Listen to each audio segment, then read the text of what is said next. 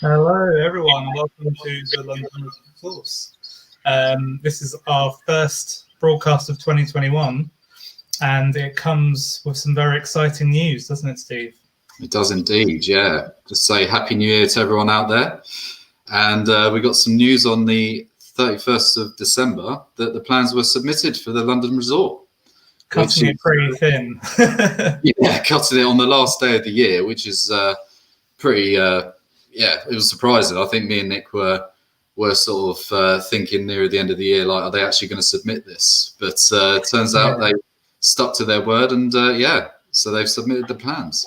Yeah, because we had that moment, didn't we? I think it was probably even in between Christmas and New Year where we were like, wait, they've gone quiet. And we looked back at the Twitter and they hadn't said anything since October, and got slightly panicky that maybe we were going to have another, roller coaster drop down, and someone would have, P.Y. Jabot might have died or something. But no, it's all good. It's all on track. The plans have been submitted, and there's now a 28-day period from the 31st when the government's going to be looking at the plans. It's a huge document, about 25,000 pages, which is just mad, the size of it.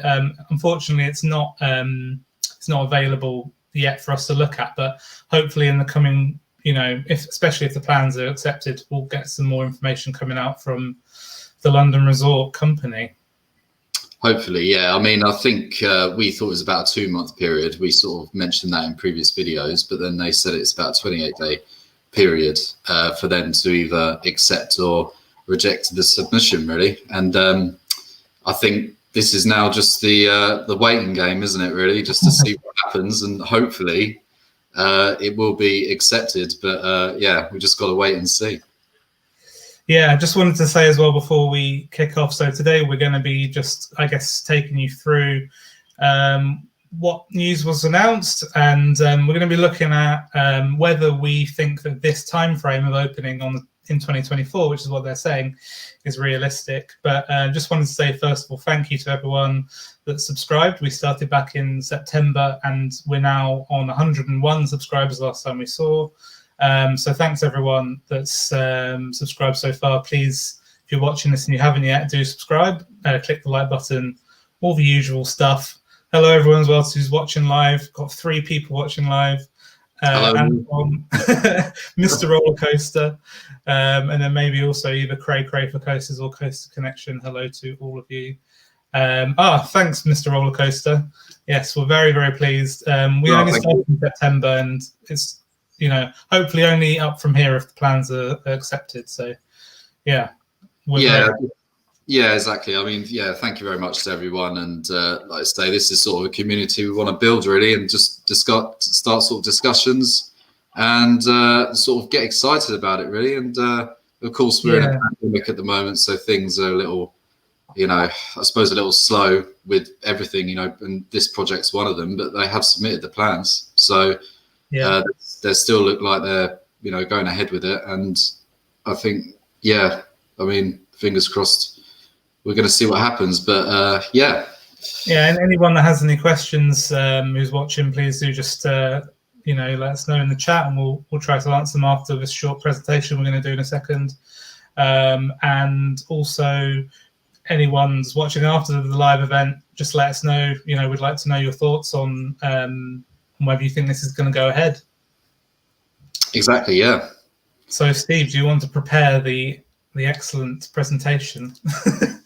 Well, we'll go with the first presentation, which we want to talk about, which is just the main facts. And this is really the ones that are on the website, londonresort.info. So if I just prepare myself here, this is the first time we've done this. Yeah, so we're well prepared here. So can you see that, Nick? Yeah, so these are, as you can see in the bottom right, facts.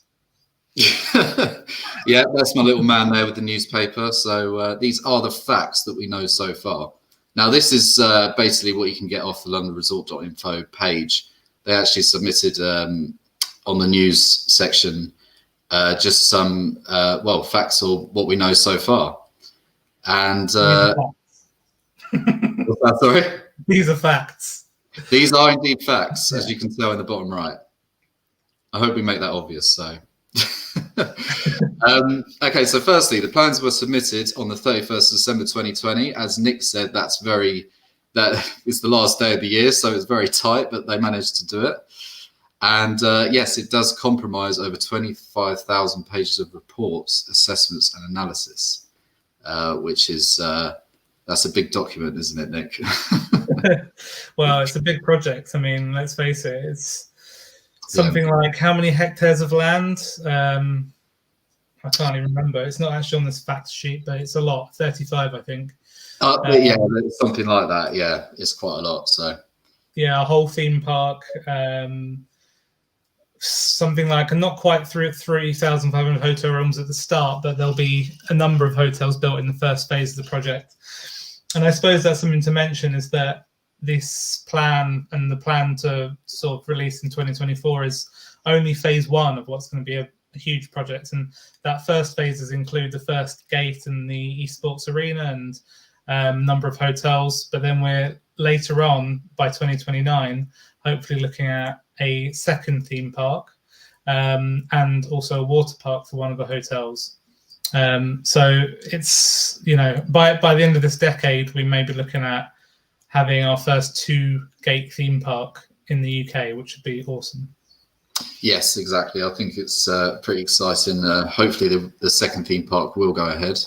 Of course, they've got, as we've said before, it's a period of 28 days before they accept or reject the submission. So, yeah, I mean, I think before in the last videos, we said it would be about 2 months. But, yeah, they've put out a time frame of about 28 days. So we will see what happens at the end of January.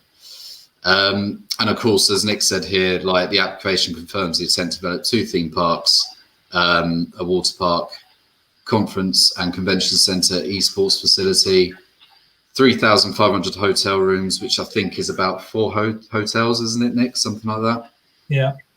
And 2 ferry terminals.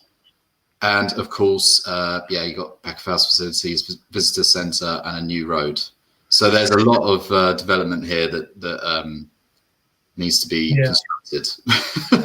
if you want to take a look more closely at, you know, the content of what this park is going to include and all the other bits and pieces, we've done quite a few videos already looking at the concept art that's been released and speculating on the, you know, different rides that we're going to see, and also taking a look more closely at the infrastructure, because this is such a huge project. And I think that actually the pure scale of this project is really part of it makes it kind of difficult to achieve, but also it's really part of why I think that this is going to go ahead. If we take a look at these stats next, which, you know, over 6,000 construction jobs created, 48,000 direct, indirect, and induced jobs created by 2038. This is a massive project, and it's a sort of thing that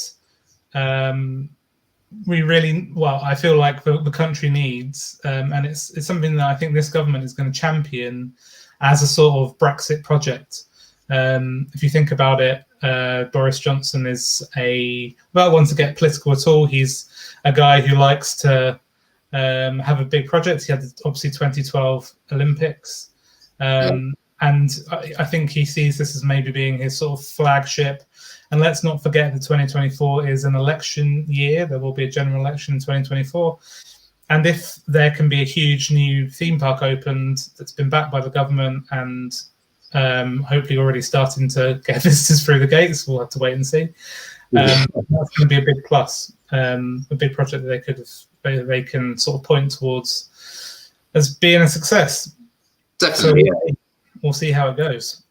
But Steve, crucially, do we feel like this is realistic? Can we point towards any previous projects that you know, of a similar scale, and have they ever managed to be completed in such a short time frame? Because it does seem like a crazily short amount of time to get this open by 2024.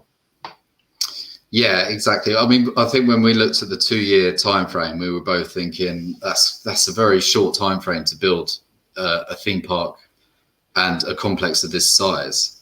And I was intrigued by other theme parks of this scale and sort of the history of them and how they were, you know, constructed and the time frame they sort of had, and also sort of the cost it was as well. So I put together a little slide that I hope people would be interested. More facts, and and yeah. So shall I move over to that now? Yeah, bring that up and we'll take a look. Interestingly as well, Pierre-Yves Jabot, he has actually worked on one of these projects as well. So we'll see if he can pull it off again. Interesting, yeah. So so this is basically just a slide just to show you sort of facts that I got from sources of like the construction of some of the big theme parks we know around the world.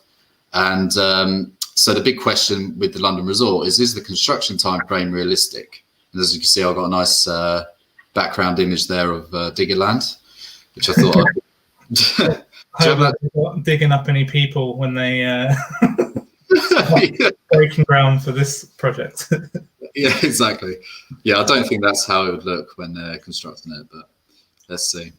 So the first one, I think this is the one that I think you can have similarities with the London Resort, is Disneyland Paris, because that was kind of the last theme park in Europe that was built, should we say, from scratch. And as you can see here, I've got some little facts here about Disneyland Paris when it first opened. So foundation agreement for the creation and operation of the Euro Disneyland project in France was signed on 24th of March 1987 by French public authorities. Now, that's kind of the stage we're at with the London Resort at the moment. So at the moment, you know, there's submitted plans for the government. Hopefully they will agree to them. And as you can see here, the construction began in 1988. And with the London Resort, we're of course in 2021 now, and they're looking to construct the park in 2022. So it's actually a very similar sort of time frame to the London Resort. And as you can see here, the park opened April 12th, 1992. So that's about a 4-year time frame from when construction started and the park opened. Yeah, and also this is the example that I wanted to point out, is that it was actually P.Y. Jabot, who's the director and CEO of London Resort Holdings, the company behind the London Resort. He was actually brought into this project when it was looking like it was going to go down le toilette, as they say in France,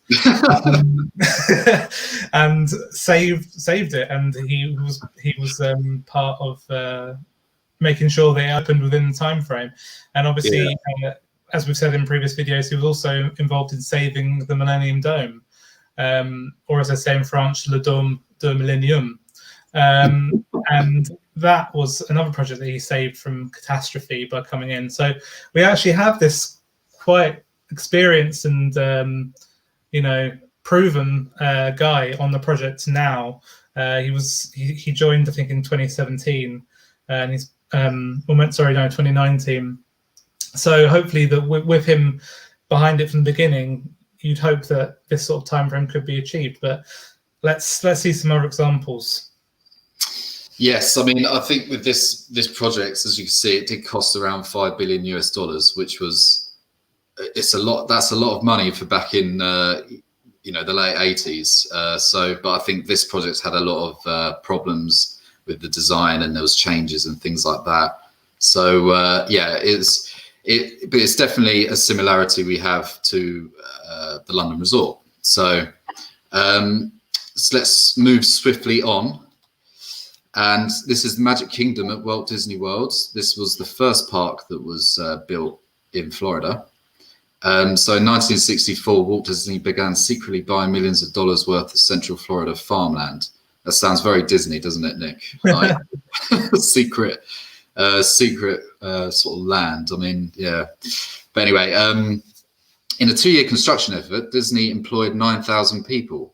Now, that's quite an interesting fact, because we sort of said the London Resort is looking to employ 6,000 people. Yeah.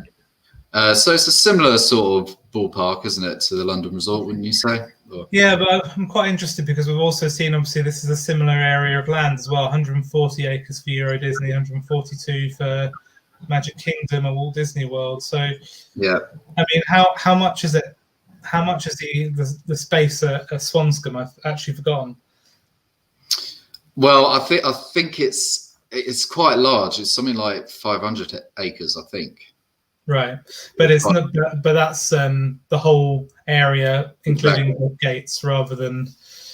Yes, that's the two theme parks and the complex as well. So I think you're looking at a similar ballpark for the first park, which is going to be built around maybe 140 acres, something like that. So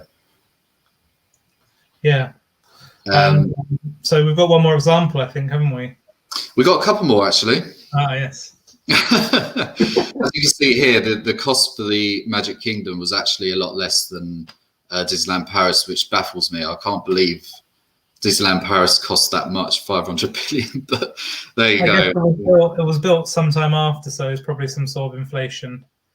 Exactly. Yeah, there's obviously inflation you've got to take into account as well. But I think there are a lot of problems with that project. But there you go. It is what it is. I think for anyone who wants to look at the information I got, I mean, I've got the source here at the bottom of the pages of the slides, so you can go and have a look for yourselves. So it's quite an interesting read, actually. So this is Universal Studios. Florida is the first park. I mean, the first point, basically, the construction started in 1986 with the land clearing, and then it was announced at a press conference with a planned open date of December 1989, and then it was a 4-year construction timeframe. So the park opened June 7th, 1990.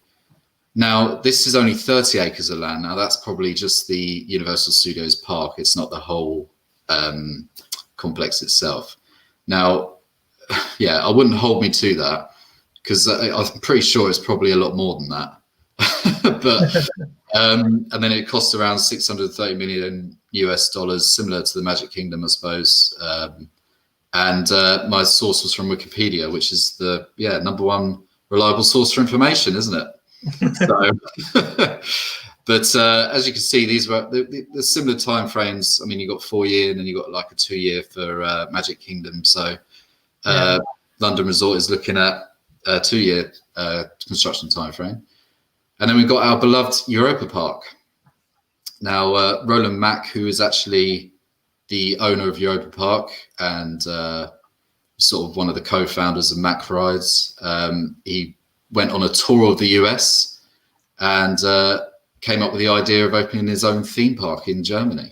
Yeah, he definitely went to Epcot, didn't he? Yeah, he did. He obviously did, because of Control C&V, the Epcot dome. Yeah, exactly. Yeah, he wanted to copy paste it, and I don't blame him, really. It's a nice dome. So but I'll say that was probably, I mean, this is my guesstimate, it was a 2-year construction time frame, because he did the tour in 1972 and the park opened July 12th, 1975. That's German efficiency for you. That is German efficiency. I mean, they literally came back from that tour and just went, let's just build a theme park then. Got it done. Yeah, fair play to them. Not sure how much it cost, and it was around 40 acres of land. Of course, Europa Park was sort of a developing theme park, so it started off quite small, and now it's probably a lot larger than that. And you can get all this information off their official website, which is actually a really interesting read. And then, of course, we're going to the London Resort, which is the theme park we all, it's really the theme park we care about. So, of course, we went over this at the beginning. The plan submitted 31st December. 28 days for them to accept or reject the submission. Construction to begin in 2022, ? So that is next year. So as you can see by the last last parks we've just covered, that's sort of a similar time frame. And the park opening in 2024, which will be 2 years for them to construct the first theme park and the complex as well. And now I've got here, it's 535 acres of land, but of course, as Nick said, that's sort of the whole resort. It's not just the the first theme park in the complex. And lastly, it's a cost of around 3.5 billion British pounds. That's a lot, yeah.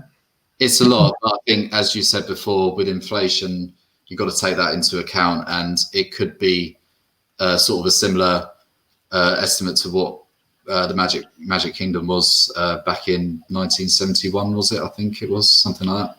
Yeah, so, any experts in inflation, please do shout out in the comments, but it's maybe about right. I guess, one thing that people are kind of interested about is with that amount of money, where exactly is all this money coming from? And I think we'll probably do a video later down the line about sort of everyone behind the London Resort Company. But doing a little bit of digging on Companies House, we did discover that there's a fairly large Kuwaiti investment company behind the project. They're actually co-owners of that company, co-directors, along with P.Y. Gibault of the London Resort Holdings, and they're actually also the owners of Ebbsfleet United, which is interesting because obviously Ebbsfleet is right next to Swanscombe, where the station is going to be built. So they clearly have a huge amount of interest in this area for some reason of Kent/London, and see a lot of value in it. And to be honest, you can really see the potential. We've gone through this in previous videos: the proximity to London, proximity to an international train station, all the incredible plans they have for the esports arena. Everything to me, I mean, I'm obviously no investment banker or necessarily in property or anything, but to me it seems like such an amazing opportunity. So yeah, we'll have to see what happens in the next 26 days now, and we're going to be seeing whether the plan has been accepted or not. Yeah, I mean, like we said, we hope it is going to be accepted. If it's not, then me and Nick are out of a job, so to speak. So, YouTube channel will be like the fastest rising and falling YouTube channel. It probably will be. Yeah, we'll have to change our name and come up with something else. But we just got to hope that this will be accepted. But it's only a matter of time, and we just got to wait and see. I think they've obviously done their homework, haven't they? I mean, we can't teach them to suck eggs. They obviously know what they're doing. 3.5 billion is a lot of money, but like you said, I think it will be very positive for London and the UK. I think it will generate, good profit for the country and good for the economy as well. So I just have nothing but positive thoughts on it. But obviously, me and Nick, we're a little bit biased because we're theme park enthusiasts, and we want a theme park like this in the UK. So we've had an interesting question in the comments from Rob Dodson. See if we can bring that up. Do we know how much about the financial security of the project? How realistic is it that funding will be secured, particularly in the wake of a global pandemic? Well, this pandemic obviously is a worry, but I think one thing that I did read about the submission is that it had to be submitted with all the funding strands built in. So they actually have, submitted this in the plans. Obviously, those plans aren't available for us to see. We know that there is this Q80 company behind who clearly have a significant amount of money. I think they own a lot of property already in London and also abroad. So we know there's some money there. They probably had to bring on some more investors, and they probably outlined that in the proposal. We're not sure yet, Rob, but it's a very good point about the pandemic. What sort of investment are people going to be looking into now? It probably is going to be leisure. Everyone, I feel like after the pandemic is over, there's going to be a huge amount of people wanting to make up for lost time by going around. Like Steve and I are already planning what theme parks we're going to go to this year. And also it has built in a lot of cool stuff, like we said, about the esports arena, which is going to also be another strand of income. So, you can try and be an optimist about it, but the pandemic is a worry. It's obviously a worry for like a lot of construction projects around, well, everywhere, and especially in the UK. I mean, I actually work in the construction industry, and there are projects that have been either delayed or on hold or even not going ahead. And I think, with the pandemic, obviously, we just don't know. But we just got to hope that the parties involved, like the clients that are investing in the project, are sort of happy to keep going with it and sort of invest in it. And we just got to hope that, they're still on board. Yeah, exactly. Well, we'll see in the next few weeks, and obviously we'll be around to give you all the latest news as soon as we know about what's happening. Any new information that's released by the London Resort, we'll be hopefully one of the first people to break that news to you and deliver it to you in our inimitable style of two mates who haven't seen each other in a really long time doing a project because they're really into theme parks. which hopefully is very charming, and maybe the 100 subscribers that we've accrued so far, that's proof that it is. I think the last time we saw each other was at a theme park, which was Alton Towers back in September. So, yeah.